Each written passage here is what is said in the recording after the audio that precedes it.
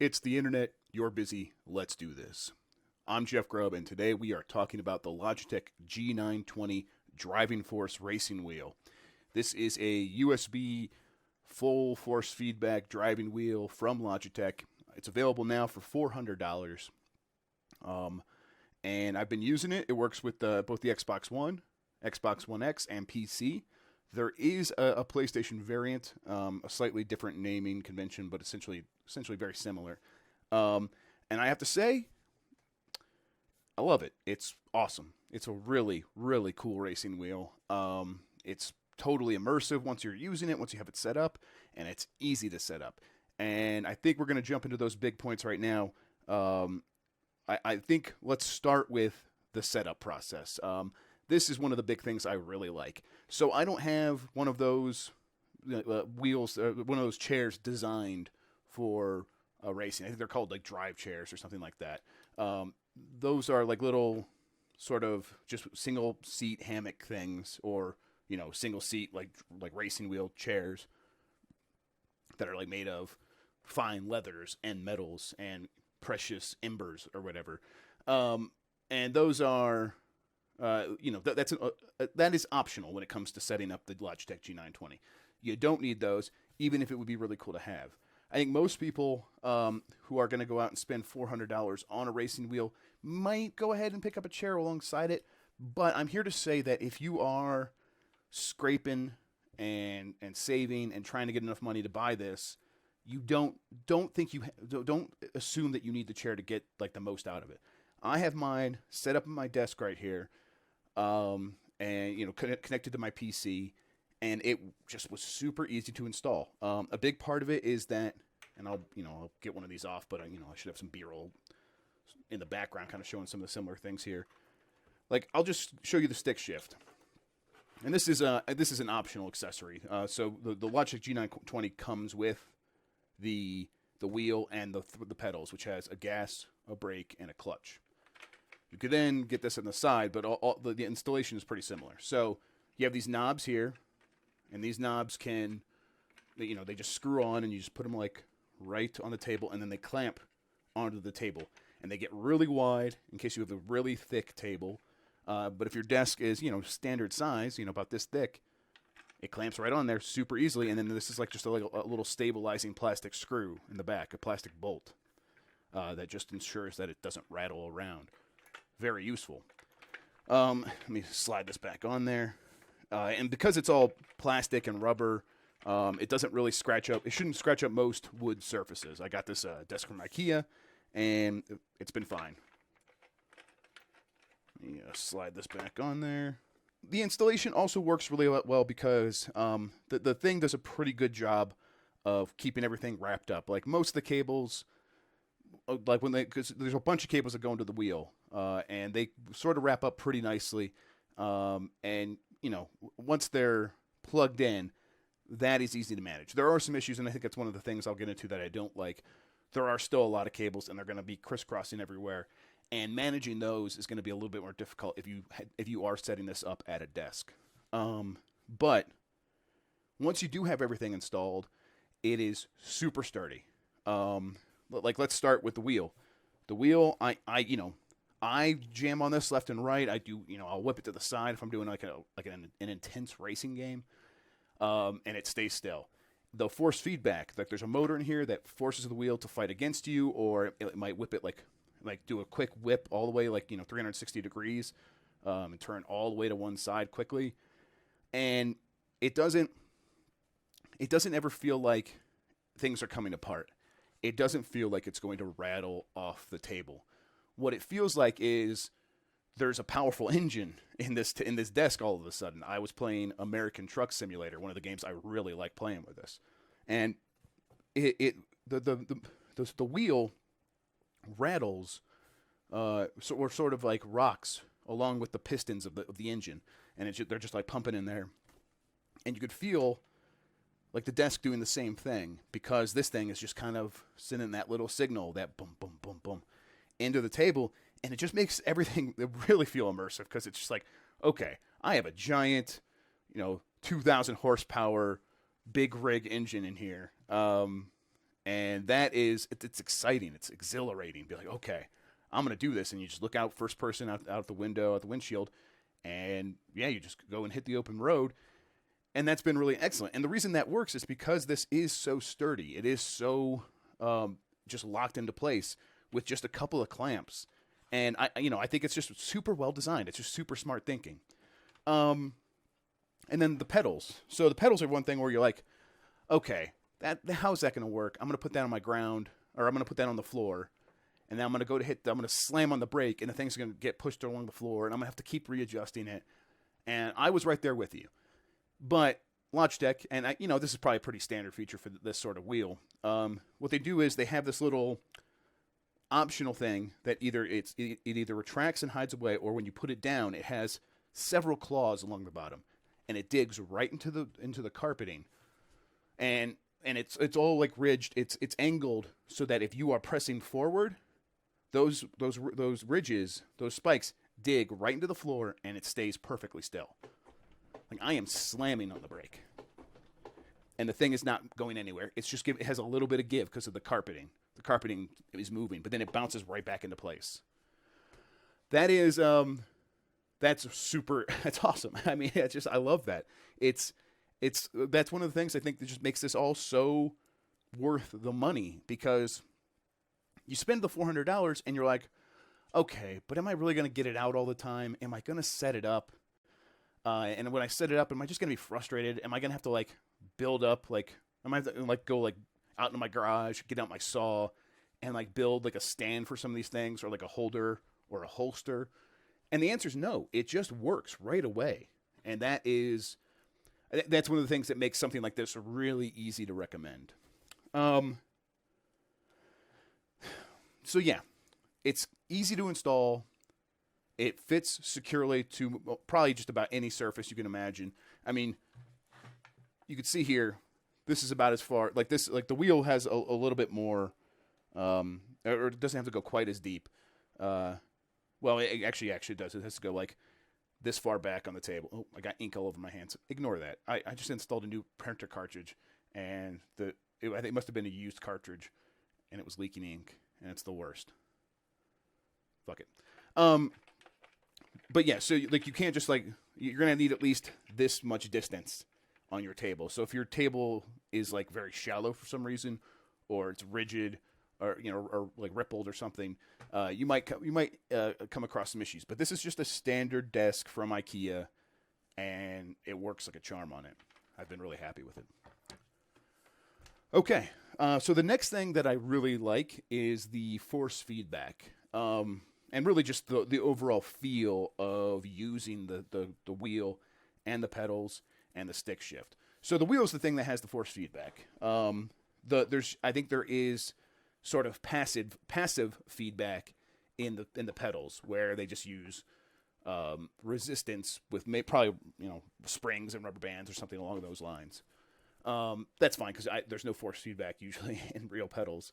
They could have maybe put the rumble of the floor, or the wheels going over the road down there, but that's not really going to convey much more than this is already doing.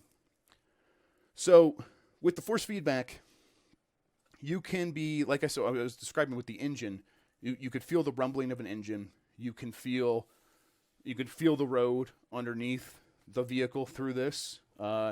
If you go over a rigid thing on the side of the road, and an American Truck Simulator to keep you from going off into the dirt, or if you go off in the dirt, you'll feel it in here. It'll start rumbling, and I'm shaking the camera to really make that effect, to sell that effect to you.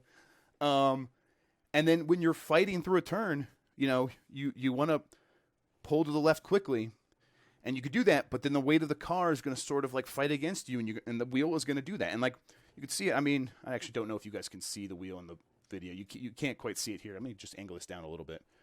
I got it plugged in right now, and if I pull all the way over here, this is what it does to kind of right itself. It wants to go back to neutral. It wants to go back to this position. And it's to a point where it's it would be dangerous to stick your arm in here. There's a warning sign on it that says, "Hey kids, don't do that." And one of the things, I actually have to keep my kid away from this because it is so forceful. It's going to stop if it does notice something there, and it will shut down a little bit. But still, it's that initial pull is going to tug at you and maybe hurt you a little bit. Um, yes. So I really love the force feedback. It works super well, and it just works with everything. Um, I tried. Let me see here. I have Steam somewhere. So first I tried it with Forza 7 and Forza Horizon 3. Just worked, and it didn't just like the force feedback worked, but a lot of the controls just automatically set themselves to the correct thing. It seems like a lot of developers are very wisely worried about having wheel support and knowing which wheels to actually support, and this is one of them.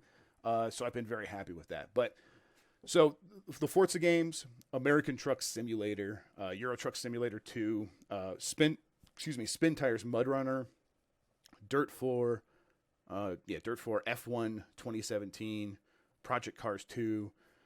I tried all of these, and almost all of them just worked. The ones where I had to do some adjustment was like Spin Tires. So like some of the stuff did just work, but sometimes the pedals would get mixed up in the menu, or I would have to go in and like really fidget with the buttons because there's just so much you can do in a game like that. American Truck Simulator. This happened in both Euro Truck Simulator 2 and American Truck Simulator. The brake, the gas, and the clutch got all jumbled, just like in Spin Tires. The brake was like set to clutch, and the gas was set to go brake or something. It was weird. It's real easy to go in there and adjust that stuff and fix it up and get it working. But the best thing is that this stuff just works most of the time. In most of these games, any big game is just going to work. That's going to, like, then that also translates to the force feedback. The force feedback just it reads so well in any game. If you are trying to play Project Cars 2, it's gonna feel realistic in that game, and then you switch to another game, Dirt 4, it feels equivalent to the physics in that game, and it feels just as realistic. That's one of the big surprising things is that I haven't really had to do any. I haven't had to zero it in. I haven't had to tear it or whatever it's called to get this to feel right. It just always feels right. Let's see here. I think beyond the excellent force feedback and having it just work, having it just set itself up most of the time. I've really appreciated just how elegant the design is. Now that plays in part to the easy setup, but it also is just like the wheel is, it's a good size. It's not as big as like my actual car wheel, but it's big enough. And then it also is small enough to where while I am on the edge here, I can reach down with my thumb and hit A, B, Y, X, the Xbox buttons, or the menu, or the select button. I don't even know what they call it anymore. And then like, which is a little bit further down, is like the left bumper and the right bumper. And then on the back are the triggers. And, those work as actually these are the bumper buttons, but you get the idea. And those serve as like, shifter paddles. If you don't want to go out and get this, and they work just fine. But like for me, I was happy to like have this and use it and use it with the clutch. And boy, it's so good to do that in a game like American Truck Simulator. As someone who has had an automatic car for like a decade now and hasn't really driven a ton in a stick shift. I mean, God, I remember my dad waking me up and say, "Hey, we need to borrow your car because it has more trunk space, or something, or no, it had more seats." And they were going to have like a whole bunch of people in the car, and they were going to go up to Michigan or something. We were in Ohio, and he's like, "So you need to take my truck, and I need to teach you how to drive stick shift right now." I'm like, "Okay." Like he like woke me up over at my house or my apartment. I'm like, "Okay," and we went off to like Westerville North high school parking lot. I went to Westerville South, and yeah, like in an afternoon, he just taught me, and then like left me with the truck, and I'm like, "Okay, here we go." And I got the hang of it. But that was like I only drove a stick a few times after that. Now, I would never buy a stick now because I'm gonna give my car to like let my wife use it and stuff like that. And who knows if I always imagine scenarios where I am driving with someone and like some medical issue happens to me, and we're in the middle of nowhere, and the person next to me doesn't know how to drive a stick, so they're just fucked, and I'm gonna die or something like that, and they can't just drive us. Like anyone can drive on automatic, even if they don't know how to drive. I think a stick shift you really do have to be taught. So like it's a kind of car that like I know car lovers they're gonna always keep going for that, but for someone like me, I'm not. So to have this to simulate it, almost like simulating other vehicles I'll never have, like a plane with like a HOTAS stick and throttle or whatever. It is so nice. So yes. So I kind of got off track there, but in terms of the elegant design, everything feels realistic, and that just sells it. And the reason it feels realistic is because it uses nice materials. I think this is probably a faux leather here. With a sort of a plastic on top here, but it's fine. It feels, like what you would get in probably most reasonably priced sedans. And then this nice leather, shift cover down here. And the wheel just also feels like something you get on like a Toyota Corolla or something, a very standard feeling material. But that sells it. It makes it feel like it's a realistic thing. And then the pedals. Same thing. They do feel metal. I have my bare feet on them right now. But yeah, everything's just sold so well by the design and the look and the feel, and it really brings the whole thing together. I will say that before I get into what I don't like, I'll talk a little bit about like what I have been doing with it. So for me, I have been enjoying the games where it's not intense racing. I feel like this is a little bit more difficult than just using a controller. So if you are going out and trying to play Forza Online and you've been using a controller, I don't necessarily know if this is going to make you better. So, and it hasn't for me. It's been a learning experience to kind of get good with this stuff. And I'm never going to get good. That's not true. I've been getting better. But so to avoid those kind of situations, I have been playing the more simulator games. And it's been so good to have this just work with spin tires and the truck simulator, the games on Steam or whatever. Because I can still get the benefit of having the wheel and the stick and the pedals, because it makes everything feel more realistic. And in those simulator games, that's what you want. And like I can totally see myself being able to like drive a massive truck through a pit of mud in a former Soviet state in spin tires. Whereas making racing games more realistic for me, it's only going to expose my failures as a driver even more. I'm a pretty good driver on the standard pedestrian roads. I used to be a delivery driver. I've driven for more than 10,000 hours in my life easily. So all that stuff's pretty good, but like racing is a whole other thing. It's a whole other beast. I have not spent 1 hour doing that in real life. So making it more realistic is a problem for me, just for me. So it's like not how I would want to use this necessarily. That said, I have been having fun doing some games like Dirt 4 and especially F1. F1, I'm surprised with how well that worked. You would think that would be even more difficult, but I don't know. It's just something that maybe that is a situation where having the one-to-one feel of controlling the wheel and the stick shifter does make a difference. I mean, a big part of this is, of course, that I have the stick shift and I have the clutch. So games like Forza that I might have maybe played as like semi-manual, where okay, maybe I'm shifting gears, but I'm not using a clutch because that doesn't make any sense for me to use a hand clutch on a controller. So I had never done that before, but now that I have all this stuff, I feel incentivized, and I feel like I'm cheating myself if I don't set it up in a manual way. And so I'm saying all this to kind of keep this stuff in mind. I think I'm trying to aim this review at people who are not, who like the idea of having a racing wheel. They like driving games. I want you to know that if you aren't like obsessively playing these games already with the most realistic settings, getting all this stuff is maybe going to make you feel like you want to try more realistic stuff, and that's going to make the games more difficult, and that's going to make the setup feel more challenging. And then, but then I would make it clear that like there are alternative games like these simulators that I think just completely make it worth it on their own. And then having the racing games there for when they come out and you want to like maybe start from scratch, building up your skill level again with these, I think that's going to be worth it as well. Okay, so what don't I like? I touched on it a little bit earlier. It's the cables. And this is not, I don't know how you avoid this necessarily. I feel like you maybe you could try to do these things wirelessly, but that's going to maybe introduce some latency that's not good for a fast-paced racing game. So no, you can't do them wirelessly, can you?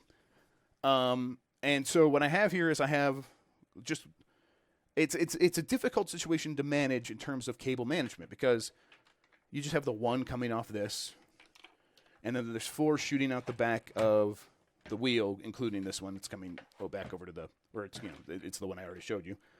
There's like a power, there's a USB, there's one down to the brakes, and then this one. And they have to go a lot of times in all different directions. I mean, the power might be one place, it has to plug into the wall. USB might be in another. Your brakes are going to be below you. Your pedals are going to be below you. And then this is going to be off to the right. So if you have it on your desk in front of you, like the cables are going to be shooting, like, yeah, they're going to be going all over the place. And that can get a little bit messy, and makes me want to not break it down. It makes me not want to take it off my desk. So I've been actually a lot of times just been hovering over it and working with the wheel right here. Just because I've been using it so much, I don't want to, uncoil the wires from behind the desk and stuff like that. And that's been the only real challenge, I think, with using this.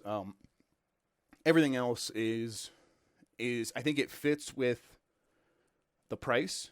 I think $400 for realistic feeling pedals, an awesome force feedback wheel, and then this is extra over here. But like just if we're just considering what's in the G920, I think that everything makes sense at that price point. But and so what I'm trying to say is this is the right wheel, I think, for most people who are going to be serious about their wheel. It is the right wheel for someone who is going to go out there and get that gaming chair, I think. You can get cheaper wheels, I think, if you want. But I would hesitate to say save money by dropping the force feedback. I think if you're going to get into the wheel game, save your money up and get one with decent force feedback, and get one that's easy to set up. And yeah, if you're going to maybe invest in a chair later, but you want to use it on your desk for now, like you're not going to do much better than this, I don't think. So yes, I think that's going to wrap up the review. I give it my highest recommendations. It really is awesome. The only negative is the cable management, and that's just the reality of using anything these days. And so if you are better at that than I am, which most of you probably are, I'm sure, you can figure out smart solutions around that. And then when you do, you just have this great wheel that works on everything, that is easy to not just set up, but easy to get working with those games, that feels realistic in every game, and is expandable with the shifter. Okay, I think that's going to do it. I think that's going to wrap up this review. Thank you so much for watching. Again, I'm Jeff Grubb with GameSpeed.com. You can find my full review for the Logitech G920, along with the optional stick shifter, on GameSpeed.com. Until next time, thank you, and I'll see you then. Go play some Spin Tires. That's a good video game. Yeah.